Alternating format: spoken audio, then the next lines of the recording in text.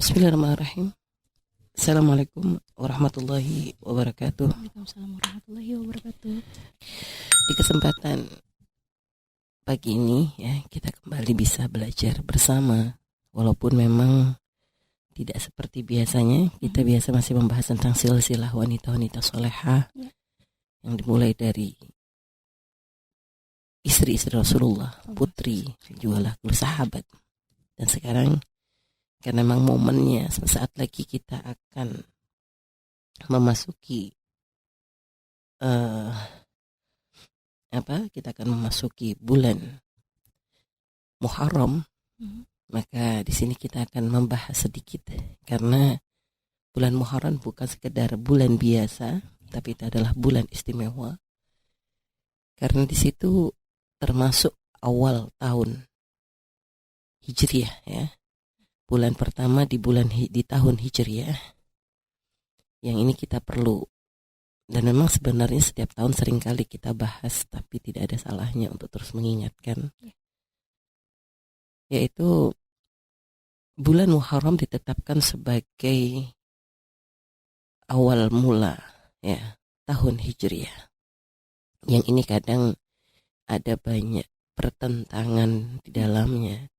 Karena ada sebagian kelompok yang ingin merayakan perpindahan tahun tersebut ya dengan banyak kegiatan-kegiatan, dan ada juga yang menentang dengan mengatakan bahwa perayaan tanggal 1 Muharram atau tahun baru Islam itu adalah menjadi suatu hal yang bid'ah. Sehingga di sini kita perlu belajar untuk melihat dengan bijak ya, bukan dengan hawa nafsu. Artinya apakah benar merayakan atau melaksanakan kegiatan-kegiatan yang kadang sering kali dirayakan di tanggal ketika memasuki bulan Muharram ini disebut sebagai sesuatu yang bid'ah.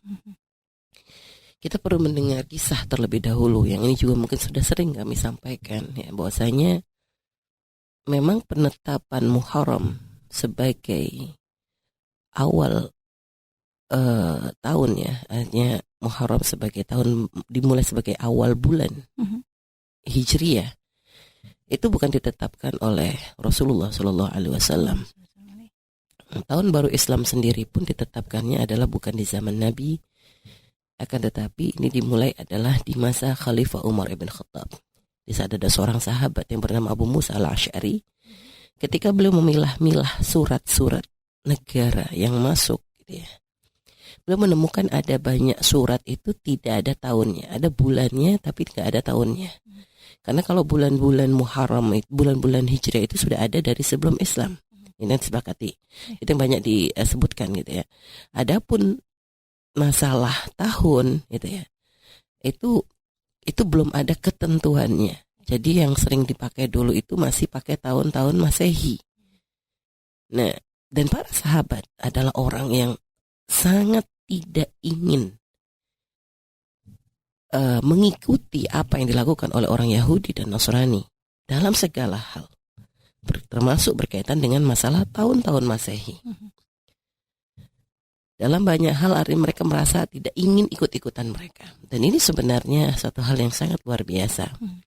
Pendidikan luar biasa dari para sahabat yang diajarkan oleh Rasulullah SAW. Jadi nggak pengen kalau ngikuti walaupun hanya sekedar urusan tahun. Sehingga banyak waktu itu tahun tuh bolong. Jadi nggak ada keterangannya. Sehingga waktu itu Abu Musa mengadu kepada Khalifah Umar bin Khattab. Beliau mengatakan kami kebingungan untuk memilah surat-surat negara ini. Sehingga akhirnya meminta solusi kepada Sayyidina Umar. Dan lalu Sayyidina Umar pun bermusyawarah dengan para sahabat semuanya. Dikumpulkan para sahabat termasuk pembesar-pembesarnya. Yang diantaranya adalah Sayyidina Utsman ibn Affan dan Imam Ali dan Sayyidina Ali karramallahu wajhah ya. Akhirnya dari situlah terjadi musyawarah di antara para sahabat yang akhirnya mereka punya keinginan untuk menetapkan tahun Hijriah.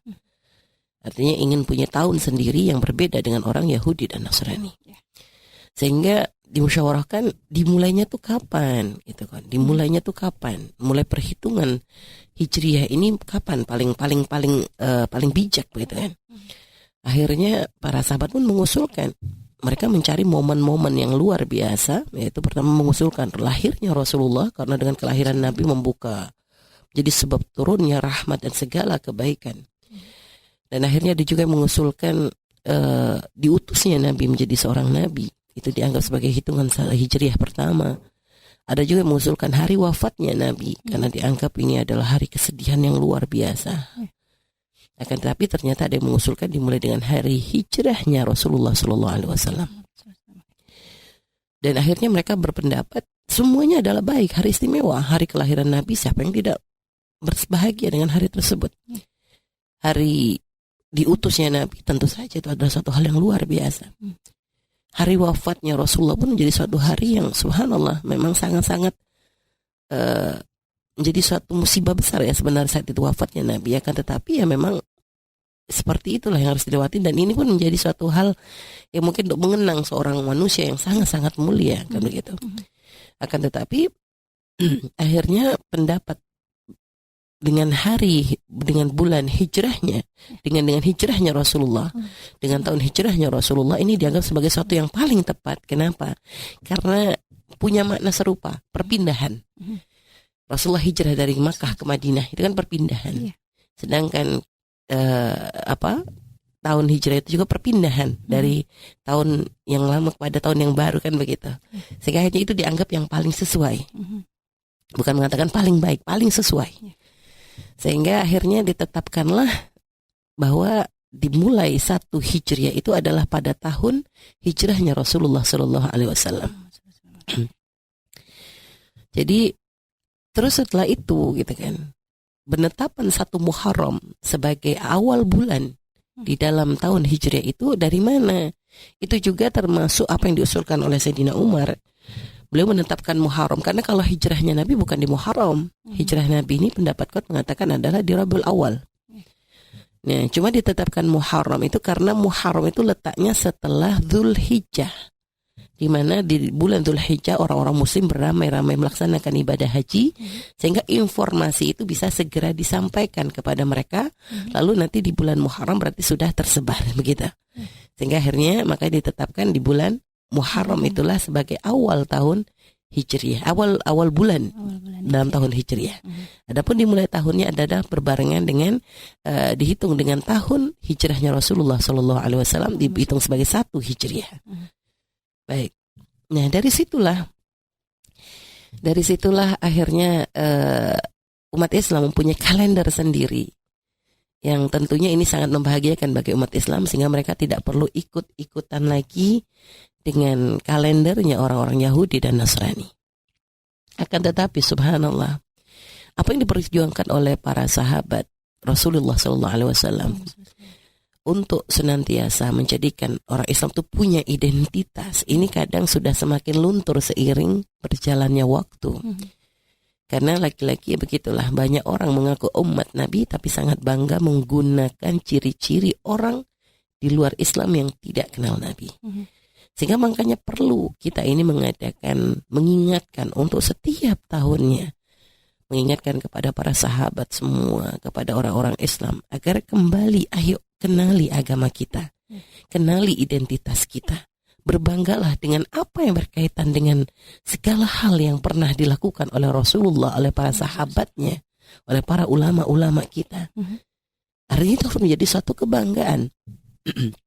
Adapun perayaan yang dilakukan oleh sebagian orang gitu ya, yang bahkan kadang TPQ sekolah-sekolah Islam mengadakan acara-acara di bulan Muharram di tahun baru Islam itu memang gak pernah terjadi di zaman Nabi dan juga di zaman sahabat.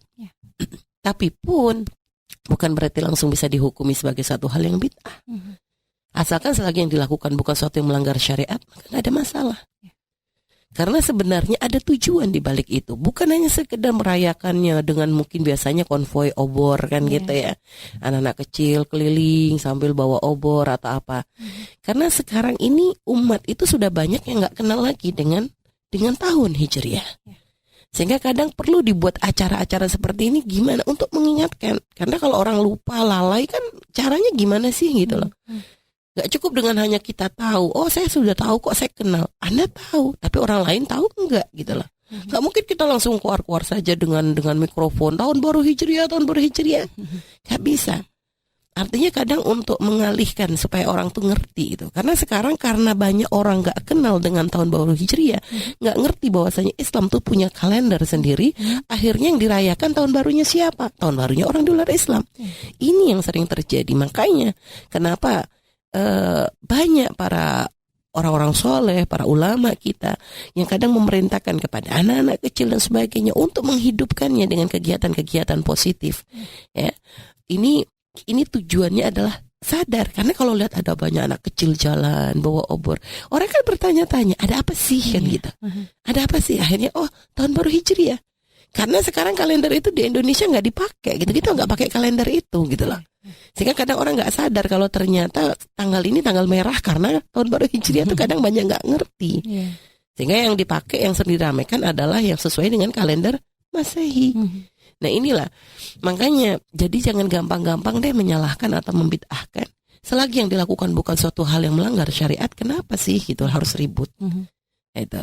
Kecuali di situ ada pelanggaran syariat. Tapi pun jangan langsung mematahkan kegiatannya karena tujuannya positif. Hanya mungkin acaranya yang perlu diarahkan. Jika sampai ternyata kok ada kegiatan-kegiatan yang negatif, itu jangan langsung kita patahkan, tinggal diarahkan saja agar orangnya tidak sampai melakukan kegiatan yang keluar dari aturan syariat, kan seperti itu. Nah, makanya ini penting sekali supaya kita tidak gampang menyalahkan, dan juga ini sebenarnya tujuannya adalah semuanya adalah untuk mengingatkan umat. Karena kadang ustadz mungkin sering mengingatkan, mungkin ada yang usul, tapi kan bisa disampaikan oleh ustadz, berapa banyak sih yang hadir pengajian? Coba kalau lagi ada acara pengajian sama acara konser, ramai mana sih gitu loh. Mendatangkan orang ke majlis itu bukan satu hal gampang. Kadang walaupun gampang untuk melangkah, tapi nggak gampang untuk dilakukan. Setannya gede gitu loh.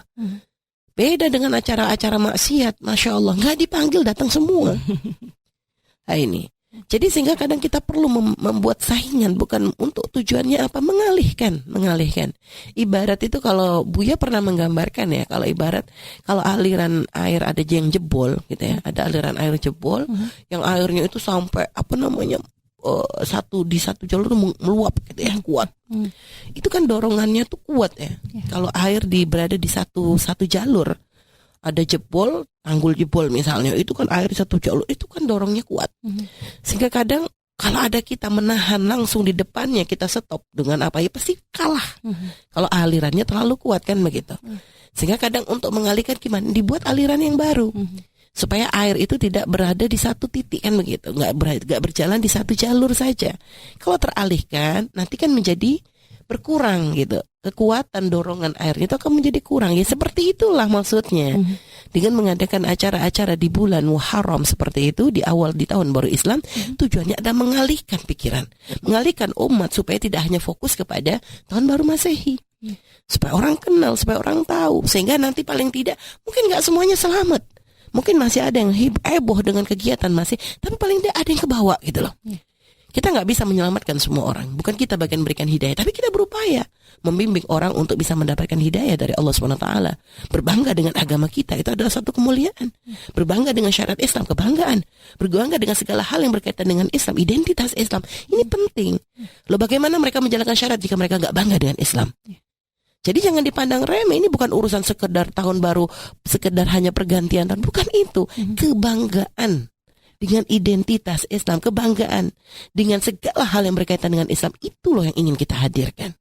Dan termasuk yang ingin kita tanamkan apa? Agar menjadikan orang itu merasa perlu untuk mukhalafatul Yahud wan Nasara, bertentangan dengan orang Yahudi dan Nasara. Itu yang paling luar biasa, karena ini yang diajarkan Nabi. Nah, para sahabat Nabi kan begitu. Jangankan urusan masalah, sampai urusan ibadah loh. Urusan ibadah, ketika Nabi berada di kota Madinah, Nabi melihat orang Yahudi melakukan ihtifal, melakukan satu perayaan di tanggal 10 Muharram. Nabi waktu itu nggak sakit apa yang mereka layakan gitu loh. Dikatakan ini adalah hari yang dimuliakan oleh orang Yahudi, karena di hari ini Nabi Musa diselamatkan, hari ini mereka kan keyakinan mereka. Hanya kalau kata Nabi, kami yang lebih pantas merayakan. Sehingga akhirnya Nabi pun memerintahkan para sahabat untuk berpuasa. Tapi lagi-lagi begitu, para sahabat tuh paling, ya Rasulullah hadzal yaum ta'zimul Yahud. Ini hari yang dimuliakan orang-orang Yahudi, gak nyaman mereka. Kalau sampai nanti dianggap mereka tuh ikut-ikutan orang Yahudi, walaupun hanya untuk berpuasa, mereka pun gak pengen. Sehingga akhirnya kata Nabi, kalau aku masih hidup di tahun yang akan datang, aku akan berpuasa di hari Tasu'a, di hari yang ke-9. Supaya apa? Bertentangan mukhalafatul Yahud. Sehingga makanya aturan dalam masalah puasa di bulan Muharram sendiri, yaitu adalah puasa 1 bulan Muharram itu adalah satu keutamaan. Karena Nabi mengisyaratkan puasa yang paling utama setelah Ramadan ya puasa di bulan Muharram. Mungkin Anda bertanya, Mi, perasaan kemarin katanya hari yang paling bagus 10 awal Dzulhijjah.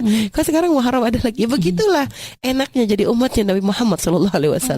Kebaikan kita nggak hanya difokuskan di 1 bulan. Bulan Ramadan ada keutamaan, bulan Dzulhijjah ada keutamaan, di bulan Syawal ada kesunahan puasa, nanti bulan Dzulqa'dah, terus dalam Muharram ada lagi. Jadi selalu ada kesempatan untuk kita tuh meningkatkan amal baik kan begitu.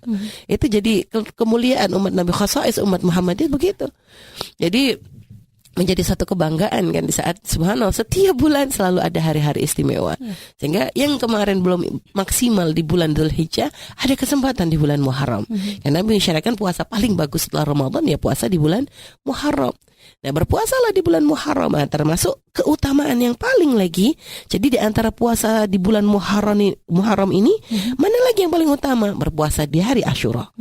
Nah, cuma di hari Asyura itu kalau memang mepet kepepet benar-benar nggak bisa. Yang paling utama lagi kalau kita bisa puasa 9 dan 10, 11. 9, 10 dan 11. Yang tujuannya 9 dan 11 ini adalah untuk mukhalafatul Yahud. Kalau nggak bisa juga 3 hari, misal kalau 3 hari nggak kuat, misalnya karena aktivitas padat, ya sudah minimal 9, 10. Belum mampu juga ya sudah deh 10.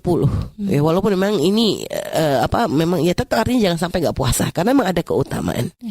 Ya, jadi seperti itu. Nah sekarang gitu kan, ini kan sekarang lagi pandemi nih. Gimana caranya kita untuk merayakan perpindahan tahun Hijriah? Nah tentu perayaan kita kegiatan kita ketika di masa pandemi seperti ini nggak bisa sama dengan sebelum-sebelumnya. Kalau dulu sering kita kumpulin anak kecil keliling ya, sekarang gimana mau ngumpulin? Kadang mereka sekolah aja udah dilarang. Sehingga akhirnya ya apa yang bisa kita lakukan? Ya minimal kesadaran deh di hati kita. Karena memang nggak ada kegiatan-kegiatan yang mungkin menjadi pengingat. Ya minimal ya dengan kadia. So ini ketugas bagi para ustadz ya dan juga ustadzat untuk ya mensyiarkan hal ini. Dalam banyak hal mungkin kita membuat tulisan-tulisan yang mempunyai, bahkan ini bukan ustadz-ustadzat, tugas siapapun yang merasa umat Nabi Muhammad. Ya, untuk mungkin berusaha gimana sih menginfokan kepada umat bahwa sesaat lagi kita akan memasuki bulan pergantian tahun. Nah, ini yang bisa berceramah, ayo sampaikan dengan ceramahnya kan gitu, nasihatnya. Yang nggak bisa jangan ikutan ceramah, ngaco nanti. Mungkin Anda bisa membuat atau ternyata punya keahlian dalam membuat desain gitu kan. Ya mungkin bisa membuat tulisan sesaat lagi tahun baru Hijriah atau bagaimana. Artinya menjadi pengingat dengan apa yang kita mampu. Bisa mungkin nggak bisa, saya nggak bisa bikin desain begitu gitu kan. Saya juga nggak ngerti cara bikin tulisannya. Paling ini menginfokan. Anda mungkin punya teman-teman yang bisa bergabung di sosial media Anda, apakah Facebook kah, Instagram kah, atau WhatsApp kah. Artinya bukan suatu hal yang mustahil gitu. Artinya Anda bisa menginfokan saat lagi ya kita tahun baru Hijriah. Tahun baru Hijriah. Dan tujuannya apa? Bukan hanya sekedar masalah tahu tahun baru Hijriahnya ini loh. Artinya mengingat, mengetahui, dan makanya para ulama sendiri pun kadang melakukan kegiatan positif itu bukan hanya sekedar dengan ya kegiatan konvoi dan sebagainya. Itu kadang memang banyak dilakukan oleh orang-orang mutakhirin yang saat ini gitu ya. Karena memang semakin lama semakin banyak orang gak ngeh dengan tahun Hijriah.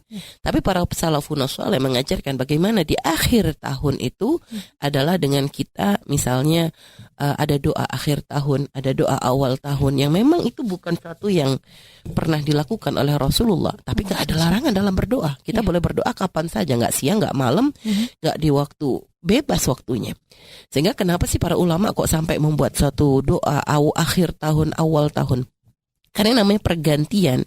Ini kan memang ada waktu-waktu utama, kadang pergantian dari siang ke malam, malam ke siang. Itu kan biasanya menjadi suatu sebab-sebab paling utamanya untuk berdoa kan begitu.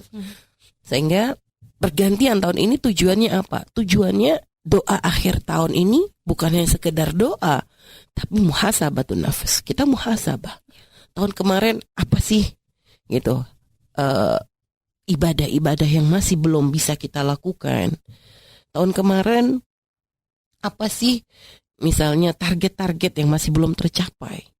Tahun kemarin apa sih dosa-dosa yang kadang masih istiqomah banget untuk terus diulang dan diulang. Lah ini kan perlu muhasabah, menyesali kita, ya Allah.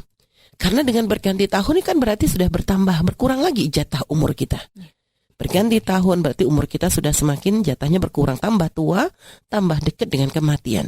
Artinya kemarin 1 tahun ini ada nggak hal manfaat untuk umat yang aku lakukan? Gitu. Apa sih yang sudah aku lakukan untuk menjadikan aku tuh dikenali oleh Rasulullah kan gitu? Ini muhasabah penting. Kegiatan positif apa sih yang aku lakukan menjadikan orang tua aku bangga lah ini. Jadi ini hal yang hendaknya diintrospeksi kan. Artinya kita dengan muhasabah tuh kita menyesali, ya Allah. Merasa ya kayak kalau dalam bisnis aja. Setiap tahun tuh kan kadang ada evaluasi kan. Target-target yang belum tercapai, apa kekurangan. Jadi kan dalam setiap selesai acara dan ini kan biasa kan selalu ada evaluasi. Tujuannya adalah supaya nanti ke depannya lebih baik. Kan begitu. Sama dong, ini dalam perusahaan, dalam kegiatan, kadang kita mengadakan ada evaluasi dan sebagainya untuk melihat kekurangan dan lalu nanti ke depannya diperbaiki. Maka kita pun perlu, kita perlu membuat evaluasi dari diri kita, nggak usah ngeliat orang lain, diri kita dulu dong. Diri kita, apa sih kekurangan? Ya tentu bukan apa sih, banyak kekurangan kita. Hanya kadang manusia kan nggak sadar. Kadang kita nggak sadar, terlewat waktu begitu saja, ternyata kita belum bisa apa-apa. Di saat orang lain sudah bisa melakukan banyak kebaikan, ternyata kita masih belum, keinginan aja belum punya kan gitu.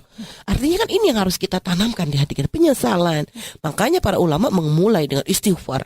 Di akhir tahun itu memperbanyak istighfar. Ya, istighfar. Tujuannya ya meminta ampun kepada Allah atas semua kekurangan-kekurangan. Dan nanti di awal tahun kita mulai dengan harapan-harapan kita, doa-doa kita. Apa sih yang kita inginkan di tahun yang akan datang? Tentu yang paling penting adalah kita ingin tahun yang akan datang itu lebih baik daripada tahun kemarin. Ibadah kita lebih baik dari tahun kemarin.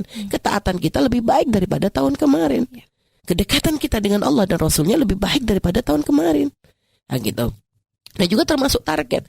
Saya mungkin target menikah harusnya tahun kemarin nih, sampai sekarang tahun ini belum masuk. Ya sudah, nggak apa-apa, minta kepada Allah gitu kan. Artinya tahun ini jangan sampai lewat lagi kan gitu. Tahun ini harus segera nih. Lah nggak ada masalah namanya minta sama Allah kok. Kalau kita punya Tuhan yang maha pemurah. Kalau misalnya target kita di tahun yang kemarin belum terkabul, bukan berarti Allah tidak mengabulkan doa, tapi Allah lebih tahu waktu yang terbaik. Mungkin yang terbaik bukan tahun kemarin, terbaik untukmu nih kan tahun ini gitu. Jadi jangan putus asa. Yang ngerasa target kemarin dalam hidup belum tercapai bukan berarti nggak bisa tercapai di tahun yang akan datang. Hanya mungkin kurang kencang doanya. Jadi gitu, tetap tanamkan husnudzon di hati kita kepada Allah Subhanahu wa taala. Nah inilah sebenarnya kegiatan-kegiatan begitu tujuannya adalah menjadikan kita lebih dekat dengan Allah Subhanahu wa taala. Menjadikan kita tidak lalai, menjadikan kita orang yang selalu berpikir bagaimana cara untuk mendapatkan ridha dari Allah Subhanahu wa taala. Baik ya, jadi itu adalah tentang masalah sejarah tentang penetapan bulan Muharram sebagai awal tahun dan juga sejarah penetapan 1 Hijriah itu ya. Dan juga kenapa kadang ada perayaan dan sebagainya. Dan juga termasuk sekarang yang ingin kita bahas adalah tentang keutamaan bulan Muharramnya sendiri. Jadi selain bulan Muharram itu adalah awal bulan tahun Hijriah, maka Muharram sendiri punya keutamaan karena min arba'in hurum. Dan sebenarnya dengan keterangan ini saja, kalau bahwa itu termasuk min arba'in hurum dari bulan-bulan mulia, maka gak usah terlalu banyak cari dalil deh untuk apa sih yang harus saya lakukan. Sebenarnya berarti semua kebaikan dilakukan di bulan itu istimewa kan begitu. Sama seperti bulan-bulan kemarin, Dzulqa'dah, Dzulhijjah, Muharram, dan nanti bulan Rajab. Sehingga yang namanya kebaikan itu apa ya? Semua kebaikan, mau sedekah, mau puasa sebisanya. Hanya berpuasa tentu menjadi istimewa karena ada motivasi juga apa yang disabdakan Nabi Muhammad bahwa paling bagusnya puasa setelah Ramadan adalah bulan Muharram. Sehingga itu sudah menjadi motivasi, penyemangat kita untuk yang ingin berpuasa, berpuasalah di bulan ini kan gitu. Adapun riwayat yang menyebutkan katanya bahwa ada yang mengatakan bahwa nanti di bulan Muharram barang siapa berpuasa di hari ke-1 atau mungkin begini. Artinya ada sebagian kelompok ekstrem yang kadang pengen orang ibadah tapi dengan mendatangkan riwayat-riwayat yang tidak benar. Artinya kita menghindari hal-hal seperti itu. Memotivasi orang untuk beribadah boleh, tapi jangan bawa-bawa Rasulullah dong. Kalau memang tidak pernah diucapkan oleh Nabi. Sama seperti melakukan amalan apa. Banyak kemarin kita juga membaca ya bahwasanya ada mengatakan harus membaca ini berapa ratus kali, harus makanya ya boleh itu motivasi. Kadang mereka mungkin punya amalan begini, merasa kok banyak kebaikan setelahnya sehingga kadang berbagi. Kadang para ulama seperti itu. Tapi jangan sampai kita nge-share-nya itu dengan mengatasnamakan Nabi Muhammad. Maka taba alaihi muta'ammidan falyatbawa maq'adahu minan nar, kata Nabi. Yang berdosa dengan membawa nama Nabi akan dilempar ke neraka. Nggak boleh, walaupun itu hal yang baik. Jadi nggak boleh kita main-main dengan membawa nama Nabi. Ya, jadi artinya amalan-amalan seperti itu bukan suatu hal yang dilarang untuk dilakukan. Misalnya siapa yang pengen masuk bulan Muharram lalu misalnya membaca amalan ayat kursi sekian atau apa, nanti di bulan 10 tanggal 10 membaca ini atau melakukan sholat malam sebanyak, boleh-boleh saja. Wong ibadah bebas kok, selagi nggak melanggar aturan syariat. Hanya jangan mengatakan ini dari Nabi, itulah. Ini yang ingin kita pesankan. Dan juga paling enak ibadah itu ya jangan brol-brol. Ada sebagian orang kadang memilih hari-hari tertentu untuk langsung ibadah tuh brol di situ. Boleh kalau misalnya peningkatan boleh. Misalnya waktu itu ada dalam kegiatan kadang nisfu Sa'ban apa melakukan sholat sampai 100 rakaat. Ya nggak ada masalah sebenarnya kalau dia mampu. Tapi jangan mewajibkan kepada orang. Takut orang trauma. Gara-gara sholat 100 rakaat akhirnya ngerasa udah gak butuh sholat lagi di sehari dan setelahnya kan gitu. Artinya ibadah ya kalau memang misalnya untuk kita tuh kita merasa senang. Dan paling enak sebenarnya ibadah tuh istiqomahnya. Jangan sampai itu 100 rakaat tapi itu dipakai untuk 1 tahun. Ibarat celengan 1 tahun kan gak benar. Setiap malam lakukan ibadah, misalnya sholat berapa rakaat, yang penting istiqomah rutin. Paling utamanya keamalan tuh istiqomah. Nah, cuma kalau ada peningkatan di hari-hari khusus boleh. Misalnya di akhir bulan Ramadan misalnya kan, kita ada peningkatan, kita itikaf, bangun, itu gak ada masalah karena memang waktu-waktu spesial. Jadi ada peningkatan, tapi pun jangan sampai menjadikan orang tuh merasa takut. Kadang ada sebagian, oh ini begini Pak, bagus, terus akhirnya memaksakan. Sehingga kadang orang melakukan ibadah pun terpaksa juga. Nah ini kan gak enak. Kita pengen siapapun yang beribadah kepada Allah ya memang karena kerinduannya, karena memaksakan boleh untuk sesuatu yang wajib. Tapi kalau untuk sesuatu yang sunnah dipaksakan, ini bukan jadi suatu hal yang takut menjadikan orang tuh lari dari kebenaran. Kecuali masih dalam batas wajar. Kadang kecuali urusannya misalnya di pondok santri atau apa lain. Kalau santri karena memang mereka adalah tempat memang anak-anak memang harus diberikan tarbiyah, bimbingan dan sebagainya. Sehingga kadang amalan sunnah pun bagi santri menjadi satu amalan yang wajib karena untuk melatih keistiqomahan. Beda dong. Kalau dengan orang awam, urusan dengan orang awam jangan dipersulit. Urusan orang awam bisa melaksanakan sholat fardu, mereka menghindarkan keharaman itu sudah luar biasa. Jangan dipersulit dengan yang berat-berat lagi, ringankan. Jadi jangan sampai menjadikan orang tuh lari dari kebenaran. Baik. Nah, sedangkan nanti tadi 10 Muharram juga sudah kita singgung ya, dan termasuk juga yang kadang seringkali dilakukan oleh orang-orang di bulan Muharram itu nanti berkaitannya dengan 10 Muharram itu dengan menganggap itu adalah hari anak yatim. Nah ini juga satu kesalahan. Artinya jangan menetapkan hari anak yatim di tanggal 10 Muharram. Berbuat baik kepada anak yatim suatu keharusan. Dan tidak hanya di tanggal 10 Muharram. Setiap hari hendaknya kita semua punya jadwal atau punya target ya. Bahwasanya kita memang harus bisa mendidik anak-anak yatim menjadi anak-anak yang soleh-solehah. Kan begitu. Memberikan perhatian kepada anak yatim. Mencintai anak yatim. Mendidik mereka itu ada kewajiban kita semua dan tidak terbatas di tanggal 10 Muharram. Nabi bersabda ana waqaful yatim kahataini fil jannah. Nabi mengisyaratkan 2 jari beliau bergandengan kahataini fil jannah. Aku dengan anak yang merawat anak yatim seperti itu di surga. Artinya bukan yang hanya ngasih nafkah setahun sekali, bukan yang ngasih santunan setahun sekali, bukan. Kafil yatim yang dimaksudnya mengurusi anak yatim. Kita anggap mereka seperti anak kita sendiri, kita sayangi mereka. Kita peluk mereka kalau masih kecil, karena yatim kan kecil. Karena kalau sudah gede gak yatim lagi. Jadi jangan ngomong gini anak yatim udah gede umur 20 tahun dipeluk. Ini kan ngaco juga. Kayak anak yatim itu keterangannya disebut anak yatim itu masih belum balik. Kehilangan bapaknya meninggal. Bukan karena bapaknya cerai, bukan karena bapaknya gak bertanggung, itu belum masuk yatim. Jadi memang bapaknya meninggal. Dan Nabi sangat cinta kepada anak yatim. Nabi yatim. Nabi kita yatim. Nabi gak pernah ketemu dengan ayahandanya. 2 bulan di kandungan ayahnya wafat. Sehingga Nabi memberikan perhatian kepada anak yatim. Karena merasakan bagaimana kehilangan seorang ayah. Itu kan berat. Yang memberikan nafkah, ya. Makanya sehingga kewajiban kita sebagai umat Nabi mencintai mereka. Mencintai mereka. Kita hadirkan di hati mereka Nabi kita yatim. Bagaimana kita dia mencintai anak yatim. Kan begitu. Maka, makanya belum balik ditinggal wafat ayahnya. Nah, termasuk juga yang harus kita perhatikan masalah ini kalau sekarang mah kayaknya nggak ada acara-acara rame-rame tentang santunan anak yatim. Tapi biasanya tahun-tahun kemarin itu sering kali diadakan acara santunan anak yatim. Apakah melanggar? Apakah beda? Boleh. Kami nggak melarang. Hanya jangan sampai menjadikan kayaknya sudah puas kita. Kalau sudah ngasih di tanggal 10 kayaknya sudah nggak perlu ngasih, itu loh yang salah. Jadi menjadikan itu sebagai syiar boleh. Untuk sebagai syiar boleh, tapi pun kalau perlu jangan hanya di tanggal segitu. Jangan sampai orang mikirnya bahwa memang harus tanggal segitu. Kalau perlu kita buat syiar di hari-hari lain gitu loh. Tapi yang juga harus diperhatikan dalam menyantuni anak yatim tadi kami katakan bukan setahun sekali tapi rutin. Kalau perlu kita data anak-anak yatim yang sekiranya memang mereka itu anak-anak yatim yang bisa dididik oleh kita. Kita didik dengan benar, kita sekolahkan, kita pilihkan tempat yang baik untuk menjadikan mereka tuh kenal syariat. Itu penting. Nah, jangan hanya sekedar membuat acara di satu hari mereka didatangkan dari tempat panti asuhan yang jauh, misalnya dikumpulkan di satu tempat, ditaruh di panggung, di pojokan, nanti acaranya ceramah, ustadznya panjang-panjang ceramahnya, mereka cuma dikasih kue kecil-kecil begitu, ujung-ujung sudah seharian acaranya, dapat amplop cuma sedikit, hanya sekedar untuk makan berapa hari selesai, 100.000, 200.000. Pendidikan mereka selanjutnya nggak dipikirin ini sudah jasa besar, ini kesalahan.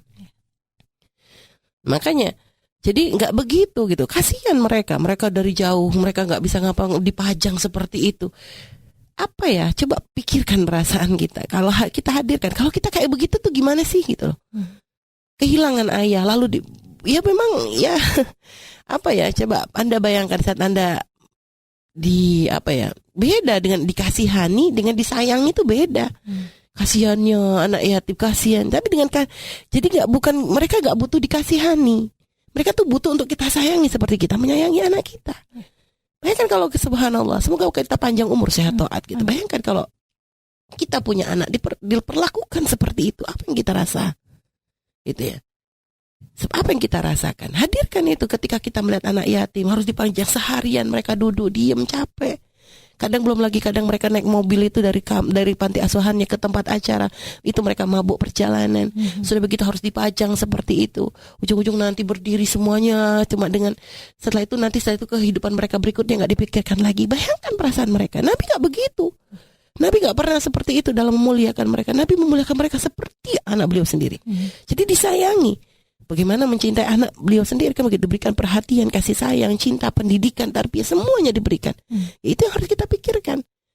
Jadi jangan sampai semangat sesaat hilang setelah itu. Nah, termasuk yang juga harus diperhatikan, sering kali kadang di saat banyak orang meminta dana-dana untuk anak yatim, nah ini digunakan dengan cara yang salah. Jadi membelanjakan untuk anak yatim uang yang bukan miliknya. Jadi meminta sumbangan atas nama anak yatim, lalu nanti dibuat acara. Untuk acaranya sendiri pakai dana anak yatim tadi. Udah gitu nanti dari dana tersebut dipakai untuk konsumsi semua yang hadir. Sudah begitu nanti mohon maaf manggil ustadznya pun dikasih dari dana anak yatim. Mau cari berkah dari mana? Dosa dong. Itu dana anak yatim, mintanya pakai nama anak yatim. Lain kalau seandainya dibebaskan begitu, dan juga atau mungkin dana anak yatim dan terus ini ada dana untuk misalnya acara. Misalnya itu lain lagi. Walaupun dia tadi paling maslahat, sudahlah jangan mikirin acara. Yang paling penting adalah dananya diberikan ke anak yatim. Aslinya seperti itu lebih utama. Cuma kadang orang butuh syiar. Bolehlah kalau tujuannya syiar, tapi ke anak yatimnya jangan sampai lebih gede acaranya daripada diberikan ke anak yatim. Ini yang harus diperhatikan. Jadi acaranya mewah, makanya giliran anak yatimnya ngasihnya sedikit-sedikit. Padahal mereka butuh pendidikan kan gitu, butuh makan setiap hari. Makannya kan gak cuma tanggal 10 Muharram. Itulah, setiap hari mereka butuh makan sehari 3 kali. Sudah gitu mereka juga butuh untuk sekolah dan sebagainya. Untuk keperluan mereka sekolah, banyak yang diurus, yang dibutuhkan. Ya kayak kita ngerawat anak berapa sih? Coba yang ngerasa punya anak, berapa sih dalam 1 bulan kita tuh ngeluarin duit untuk anak? Ya seperti itulah, ayo keluarin segitu untuk anak yatim. Itu baru luar biasa, setiap hari. Jadi gitu. Bahkan kalau seandainya umat Islam yang ada di negeri ini misalnya, Satu orang yang punya rumah, yang punya kemampuan mengambil satu anak yatim, dididik, dimasukkan ke pendidikan yang benar, dibiayai, dijadikan kayak anak sendiri sudah. Dimuliakan loh. Berapa orang yang akan selamat dengan seperti itu? Itu loh. Nah, makanya ini yang kadang menjadi satu kesalahan, itu tadi pengen bikin acara, tapi kadang hanya sekedar untuk gebiarnya, tidak dipikirkan kemaslahatannya anak yatim. Itu suatu kesalahan yang luar biasa. Haram hukumnya. Sampai kadang mungkin ngumpulin dana anak yatim, lalu belanjain. Ini soalnya sekarang yang penting nih mereka udah waktunya mau ke sekolah, jadi kita beliin perlengkapan sekolah. Iya, kalau mereka butuhnya itu. Kalau mereka lebih butuh makan, suruh mereka dibelikan perlengkapan sekolah. Kita belikan buku, tas, baju. Ternyata mereka untuk makan sehari-hari kurang. Loh, dolim lagi kita. Atau mungkin kita belanjain ini keperluan mereka untuk makan, beras kita beliin. Ternyata mereka butuhnya nggak, berasnya nggak yang kelas begitu. Mereka kelas murah yang penting kenyang kan begitu. Karena mereka butuh makan untuk jangka panjang. Bukan hanya 1 kilo yang harus digunakan untuk ketemunya setahun depan lagi baru dapat jatah. Itu yang harus perhatikan oleh para pendengar semua. Artinya, ayolah kita buat perubahan. Kita buat perubahan supaya nanti kita tuh benar-benar menjadi kafilul yatim yang disyaratkan oleh Rasulullah SAW, yang akan bisa bersanding dengan Nabi Muhammad SAW. Muliakan mereka setiap hari, setiap waktu. Jadikan mereka itu menjadi anak-anak yang bisa menjadi penerus perjuangannya Rasulullah, menjadi anak-anak yang kenal syariatnya Nabi Muhammad SAW. Itu yang akan menjadikan kita selamat di dunia dan di akhirat. Dan ketahuilah, jika ada rumah yang di dalamnya dimasuki oleh anak yatim, lalu dididik, disayangi seperti mencintai anak sendiri, dididik untuk kenal Allah, kenal Rasulullah, itu akan bawa keberkahan, akan menjadi sebab kemuliaan dunia akhirat, yakini itu. Baik ya, ini saja, wallahu a'lam bishawab.